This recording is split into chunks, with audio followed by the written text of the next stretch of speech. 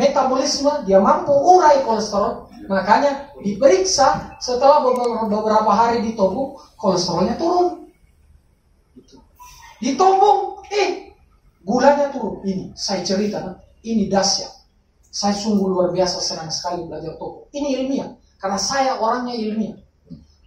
Ada pasien saya dari Jepang, orang Indonesia kuliah di Jepang, tapi dia kena DM tipe 1. DM tipe 1 itu apa? Dia bawaan dari lahir. Yang obati juga dokter di Jepang DM tipe 1 juga. Dia bilang di sana tidak bisa sembuh itu. Tahu tidak? Dia punya insulin itu bukan disuntik-suntik begini. Setiap mau makan disuntik di sini, disuntik di sini. Dia bukan begitu. Insulinnya dia kayak robot. Saya pernah lihat begitu, hanya menteri yang pakai itu. Di Jepang, hanya di Jepang diproduksi alat itu dan kalangan tertentu bisa pakai itu. Karena dia obatnya itu saya pernah lihat. Satu dos isinya hanya beberapa ampul. Itu harganya 40 jutaan. Jadi dia bilang, dokter, saya harus menabung terus untuk ini saja. Saya kenalan sama dia. Dia bilang, bisa tidak? Saya bilang, kalau gula tipe 1, saya ahli terapi lintang, bukan kapasitasnya ini. Apa? Ditopung. Jadi saya topung. Kan kita tahu gaya topung saya. Biasa-biasa saja. Baring kipak. Cerita topung. Begitu berjalan masuk 15 menit. Dan baru GT. Belum fokus di titik pankreas. Baru GT. Bunyi. Dok, kenapa? Tunggu dulu. Dia berdiri, dia lepas alatnya. Kenapa Pak? Hipo. Turun. Dia bilang kalau biasanya sudah alarm begitu, hipo. Dia harus lepas alatnya, karena nanti dia lemas. Karena gulanya sudah mencapai, bukan 110. Sudah di bawah 100. Dia harus lepas. Dia bilang, dok, kok turun? Padahal tadi sebelum saya tobung saya makan. Saya bilang, masa? Kan saya juga baru tahu dapat begitu, jadi saya belum percaya pun. Masa sih? Nah baru GT, belum fokus di pankreas. Masa turun? Oke. Saya sudah hari pertama, sudah itu dia makan. Masih hari pertama ya, terapi pertama, makan. Dia pasang alatnya kembali, karena dia takut hipo. Dia makan berapa menit kemudian langsung muncul di layar 280 kalau saya tidak salah. Dia bilang, dok, biasanya kalau saya sudah makan gula darah saya itu 400. Masa Pak? Saya foto itu hari. Saya ya, saya belum percaya hari ini. Saya masih ulang, benar tidak ya? Nah, topungku tadi biasa-biasa sekali. Tidak sampai 1 jam 20 menit, Karena saya begitu, saya tidak paksa diriku. Kalau capek berhenti. Saya tidak mau, minta maaf Ustaz, saya tidak sesuai protap. Saya nyamanku, kalau nyaman kan daripada saya yang sakit sebentar. Sudah. Pulang. Saya bilang, Pak, 3 hari lagi kita lanjut ya. Ternyata dia save di HP-nya. Dokter, alhamdulillah, besok paginya saya bangun, gula saya masih di level 110 ke bawah. Biasanya kalau saya bangun pagi itu 120. Kalau saya makan dia naik sampai 400. Saya bilang, oke. Bagaimana di siang? Di siang dok, itu biasanya kalau mendekati lapar-lapar jam 1 siang, itu masih di atas 140. Nanti makan dia naik 400. Dan itu dok, lucunya, saya sudah makan, tapi level gula saya itu 200-an. Tidak pernah di 300. Saya bilang makan malam, sama juga dong. Tidak naik di atas, tidak pernah menyentuh 300. Padahal kalau biasanya begitu, antara 300 sampai 400. Dan real time itu, dia itu seperti EKG, terkontrol 24 jam. Hanya sebesar batang rokok itu. Saya bilang, Pak, alatnya ini terus terang baru 2 orang saya lihat di Indonesia pakai begini. Saya lihat pas terapi kedua, saya bilang simpan lagi Pak data tadi. Begitu lagi, saya ulangi 3 hari stabil. Dia bilang, dok, saya coba tambah minum sirup pada saat siang 2 botol, tidak naik di 400. Saya bilang, Masya Allah, Berarti luar biasa ini Pak. Anda dapat mujizat. Anda harus bersyukur. Dia bilang, ya dok, ini saya simpan, nanti saya akan laporkan ke dokter saya yang di Jepang. 4 kali itu saya terapi. Dia level ini situ. Jadi real time. Di situ yang menguatkan saya. DM tipe 1 bisa membaik dengan topung. Padahal DM tipe 1 itu sangat sulit. Sangat sulit. Karena sudah terpola dari kecil kasih yang begitu. Rusak memang pankreas. Jadi itu kita harus semangat. Harus belajar. Luruskan niat. Tujuan kita adalah berdakwah. Membantu orang lain. Uang itu datang sendiri jika kita baik. Tidak perlu kita cerita diri kita siapa. Karena iklan yang terbaik itu adalah apa? Ceritanya orang. Biar lagi, kenapa itu iklan diulang-ulang di televisi? Supaya tersave di memori kita. Kalau lapar, ingat ini. Kalau minum, ingat ini. Diulang-ulang, tersave di memori kita. Tapi begitu ada bilang, weh, tidak pernah iklan di televisi, kalau bahasanya itu enak. Langsung pergi ke besok itu. Kalau ada wanita, betul tidak? Karena iklan dari orang itu kuat. Jadi bentuk image di pasien tak. Selalu perlakukan dia adalah yang terbaik. Supaya efek domino bekerja. Jangan bilang dulu, kira-kira 200 atau 300 ini. Kayaknya tidak ada uangnya ini, 50.000 saja deh. Itu udah malas, saya juga tipis dompet. Kalau jauh Tommy lagi, tidak dibayar lagi, dibayar pakai pisang. Saya berani cerita begitu karena saya juga dulu dibayar pakai pisang. Ya, tidak apa-apa. Yang penting bismillah saja. Keringat tak, perjuangan tak akan terbayar di saat pasien itu bilang, alhamdulillah, terima kasih, saya membaik. Itu tidak bisa dibayar pakai uang, Pak. Tidak bisa. Perasaan itu tidak bisa dibayar, tidak bisa dibeli. Itu kerjakan saja. Allah yang bantu kita kalau niat kita lurus. Rezeki tidak akan tertukar. Burung saja tidak pernah sekolah, Allah sudah jaminkan rezeki. Kalau Allah kita ragukan ke Allah, ya pasti dikasih sempit dompet, Pak. Kan hadis kutsinya jelas. Allah bergantung pada keyakinan hambanya. Kalau Anda yakin saya baik, saya kasih kebaikan. Kalau kau pikir saya jahat, saya kasih kau jahat. Pilihan ada pada kita.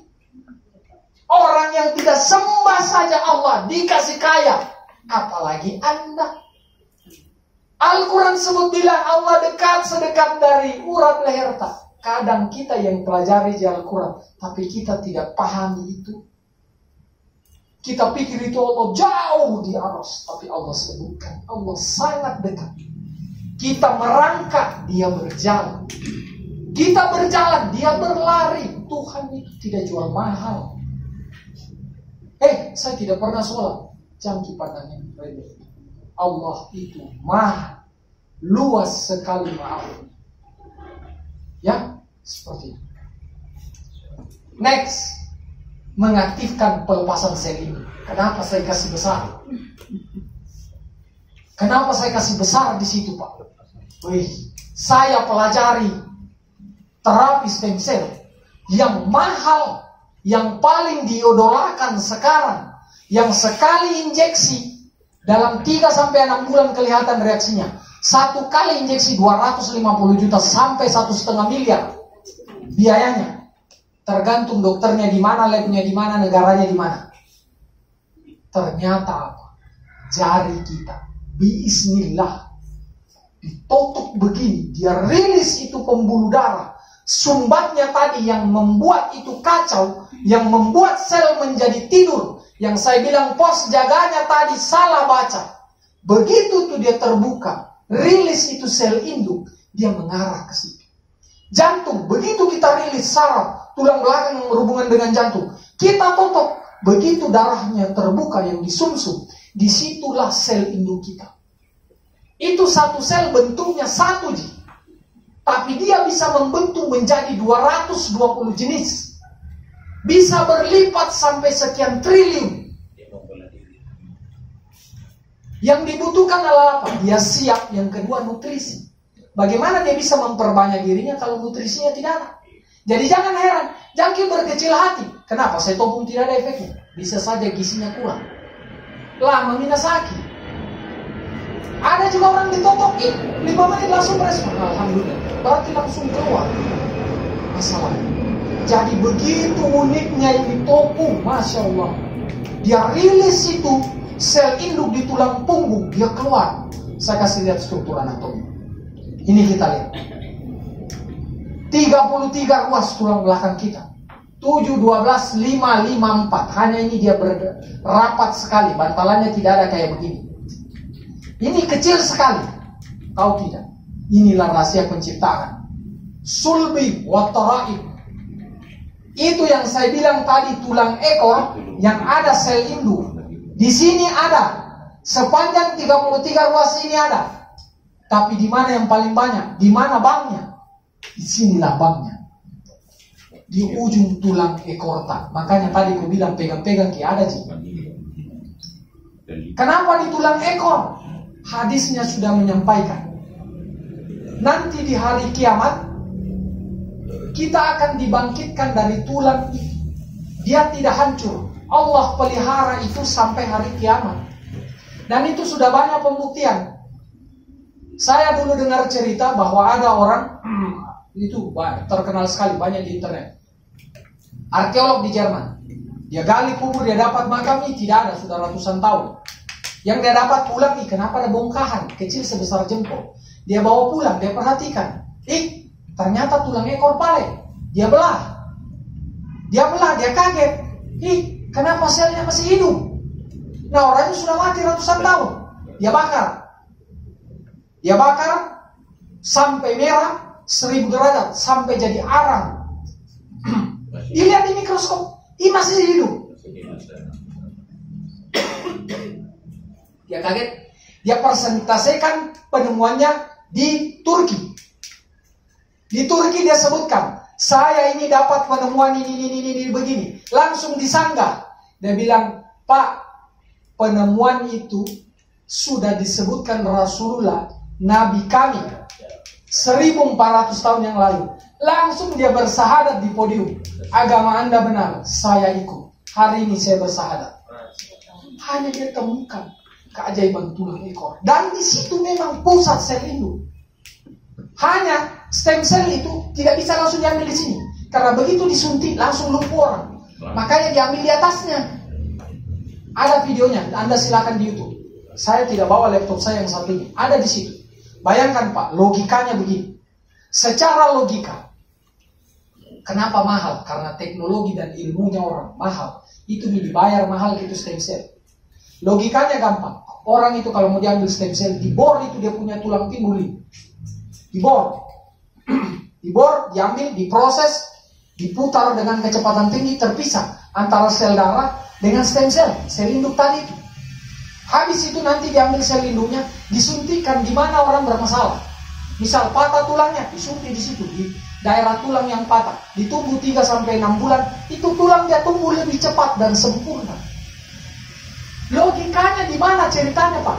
Kenapa ini barang dibor, dikasih keluar, disuntik, dikasih masuk di sini? Logika akal sehat saya berpikir, kenapa susahnya itu barang? Kenapa bisa begitu? Nah ini jalannya 1, 2, 3. Tidak bisa ke jalan sendiri ke sini. Karena ada masalah. Itu tadi, dia salah baca, selnya tidur. Tidak keluar-keluar di situ, buntu juga. Karena sumbatan lemak tidak seimbang peredaran darah, sistem saraf dan kelenjar tetap bening. Itu yang membuat sel induk tadi itu tidak bisa keluar. Makanya diaktifasi pakai teknologi itu yang dibayar mahal. Logika saya, betul-betul mahalnya ini teknologi dan penemuannya orang. Padahal hanya dikasih pindah tempat. Kalau dikasih keluar baru disuntikan ke Anda, oke. Ini barang dikasih keluar di sini, disuntik di sini. Nah tubuh tadi sendiri. Luar biasa, itu yang mahal. Dan betulan Pak ini bisa dibuktikan secara ilmiah. Kalau Anda tidak percaya, jangan bilang ambil teknologi suntik. Lihat bahwa kita punya sel induk itu dia standby tiap saat. Dia tidak bisa keluar hanya gara-gara tersumbat dan salah baca. Karena apa? Terlalu banyak nih obat kita minum. Jadi dia tidak bisa rilis. Ada pertanyaan sampai sini? Ya, tanya Ki. Ya, silakan. Siapa dari mana? Kasih mic.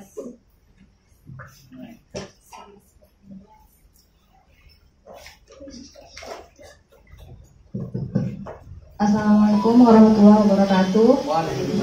Nama saya Fitri Endayani, asal dari Baru. Masya Allah. Ya, banjir sih. Banjir. Baik, yang ingin saya tanyakan, sejauh yang sudah kita dengar tentang penjelasan Topung tadi, saya ingin tanya, bisakah dijelaskan spesifik untuk totok punggung itu sendiri, apa saja kontraindikasi pada pasien yang bagaimana yang tidak boleh untuk ditotok punggung? Saya rasa itu saja. Terima kasih. Assalamualaikum warahmatullahi wabarakatuh. Nanti mungkin kalau kontraindikasi Ustaz Rahman yang jawab, ya. Yang jelas kalau kontraindikasi, hati-hati daerah yang dipunggung itu ada patah, tidak ada remuk. Kalau yang saya pengalaman, nanti beliau yang tambahkan yang lebih lengkap.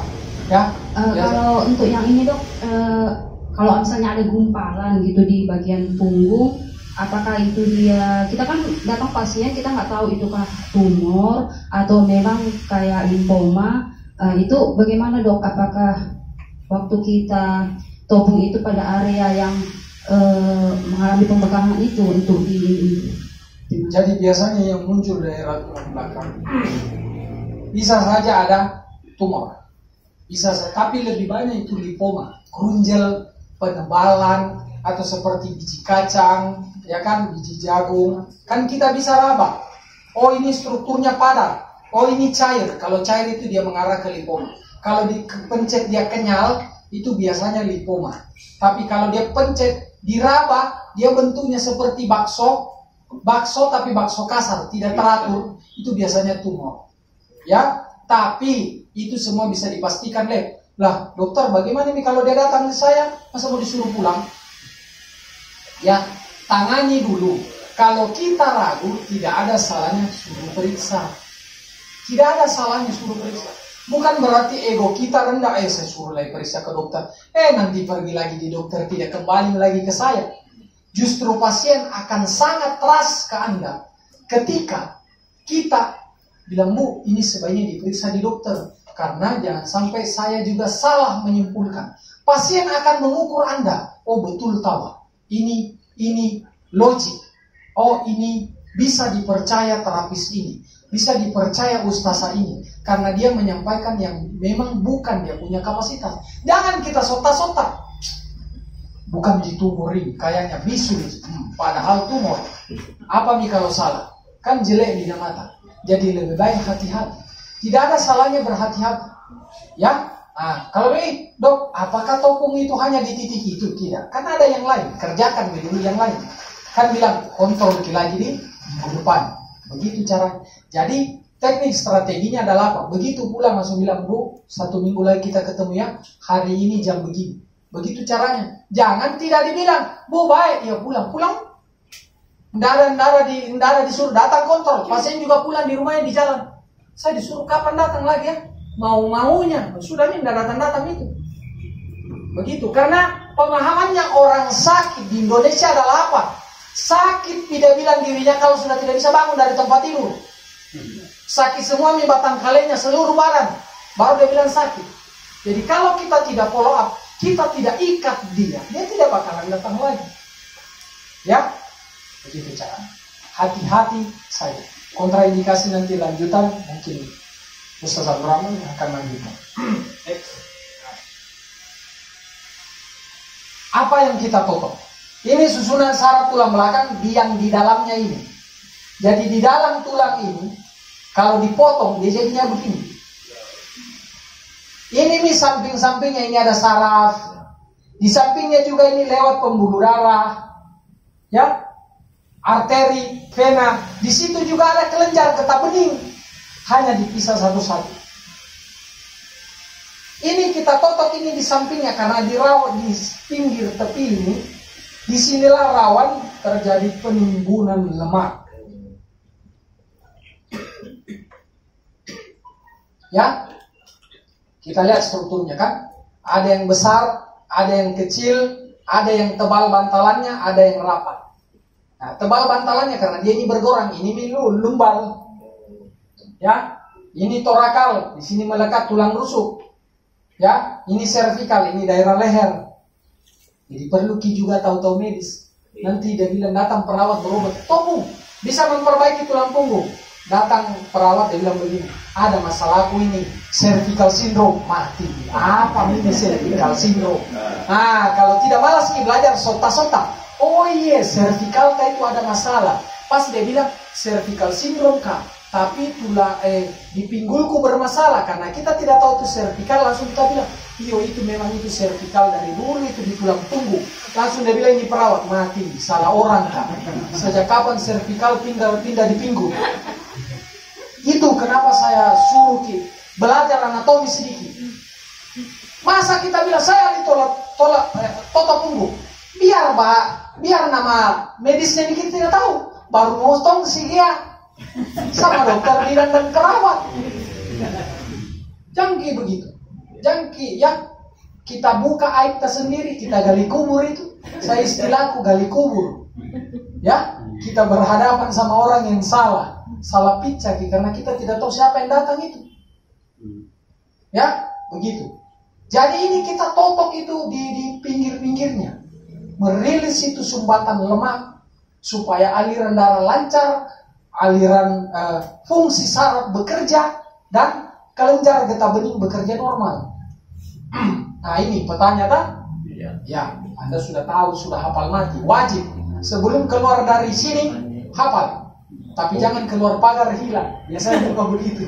Di sini hafal, di keluar pagar apa ini? Tahu? Hafal ki. Baca, lihat saja tiap minggu, nanti kita ingat ini sendiri. Tiap hari. Nah ini, apa konektivitasnya? Ya, ini bayangkan kita lihat. Ini cervical dia berhubungan dengan saraf, mata, penghidu, ya. Nah, kita lihat mulai dari sini. Cervical 7. Ini ke bawah, bayangkan dia berhubungan dengan jantung, paru-paru, lambung, ya kan? Ada hati, ginjal, limpa, semuanya sampai di bawah. Sampai kandung kemih, sampai usus besar, bubur, dan lain-lain. Jadi memang kita totok punggung itu mengaktifasi kerja organ dalam kita. Jadi, dia bilang, apa ini yang saya totok-totok? Kenapa bisa saya totok, turun tensinya? Karena dia berhubungan dengan jantung. Kenapa Pak gulanya bisa turun? Karena yang kita totok berhubungan dengan pankreasnya. Banyak di internet, cari supaya termotivasi. Ya. Ini juga dermatom. Ini yang memberi jawaban. Dokter, bagaimana itu orang yang kram kakinya karena asam urat, dia kena isiatika, sakit tertarik di betisnya, atau orang yang stroke, lemah, kaku begini, begitu ditopung dia bisa rilis. Ini peta sarafnya. Ini namanya peta dermatom. Ini berhubungan dengan tulang belakang. Bayangkan kita lihat.